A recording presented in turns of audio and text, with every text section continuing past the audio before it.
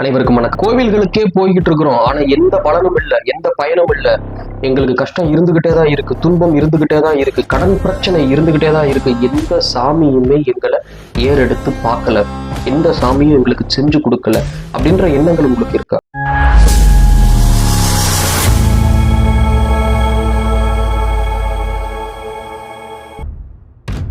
எந்த தெய்வமே எங்களுக்கு எதுவுமே செய்யல. நாங்க எல்லா கோயில்களுக்கும் போறோம், குலதெய்வத்து கோயிலுக்கு போறோம், பக்கத்துல இருக்கிற சிவன் கோயிலுக்கு விடாம போயிட்டு இருக்கோம், துர்கையம்மனுக்கு வெள்ளிக்கிழமை தவறாம போறோம், ஆனா எங்களுக்கு எந்த பலனுமே இல்லை அப்படின்ற எண்ணம் இருந்தால் நீங்க எந்த பாசுரமோ எந்த மந்திரம் தந்திரங்களோ எதுக்குமே நீங்க போகணுங்கிற அவசியமே இல்லை.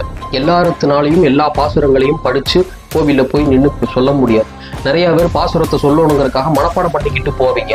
மனப்பாடம் பண்ணி போய் அங்க மறந்துடும். அப்புறம் அந்த மனப்பாடம் பண்ணினதை நீங்க ஞாபகப்படுத்திக்கிட்டே இருக்கிறதுலயே உங்களுடைய நேரம் போயிடும். எப்பவுமே நம்ம கோவில்ல எந்த தெய்வத்தை வேண்டுறமோ அந்த தெய்வத்துக்கிட்ட நம்மளை அர்ப்பணிச்சிடுங்க, நம்மளை அவங்க காலடியில அர்ப்பணிச்சிடுங்க. உங்க தாய் தகப்பங்கிட்ட நீங்க சின்ன வயசுல ஒரு விஷயம் தேவை, ஒரு பொருள் தேவை, இல்லை எனக்கு இந்த கஷ்டம் இருக்கு அப்படின்னு உரிமையா போய் எவ்வளவு ஆதங்கத்தோட கண்ணீர் விட்டு உட்கார்ந்து கேட்பீங்க.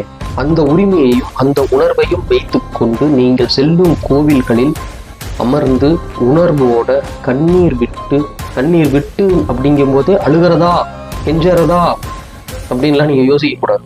கண்ணீர் விடும் பொழுது உங்களுடைய கண்ணீரின் அர்த்தம் என்னன்னா, நீங்க எந்த சம்பவத்துல ரொம்ப உங்களை இணைச்சு பிணைப்போடு இருக்கிறீங்களோ அந்த சூழ்நிலைகள்ல தான் உங்களுக்கு கண்ணீர் வரும். அது ஆனந்த கண்ணீராகவும் இருக்கலாம், இல்ல சோகத்தினால் வர கண்ணீராகவும் இருக்கலாம். மனதார உட்கார்ந்து கண்ணீர் விட்டு அப்பா அம்மா தெய்வமே அப்படின்னு மனசார மனம் உருகி வேண்டி வந்தீங்கனாலே உங்களுடைய காரியத்துக்கு விடை கிடைக்க ஆரம்பிச்சிடும். நீங்க இதுக்கு மந்திரத்தை மனப்பாடம் பண்ணிக்கிட்டு பாசுரத்தை மனப்பாடம் பண்ணிக்கிட்டு அங்க போய் உட்கார்ந்து அதை மனப்பாடம் பண்ணி அதை நம்ம ஒப்பிக்கிறத விட அதிக பலன் நீங்க மனசார அமைதியா உட்கார்ந்து அந்த தெய்வத்துக்கிட்ட உங்களை இணைச்சு உணர்வோடு அவங்க கிட்ட வேண்டதுதான். உண்மையை நோக்கி போங்க, உணர்வை நோக்கி போங்க, வெற்றி நிச்சயம். நன்றி, வணக்கம்.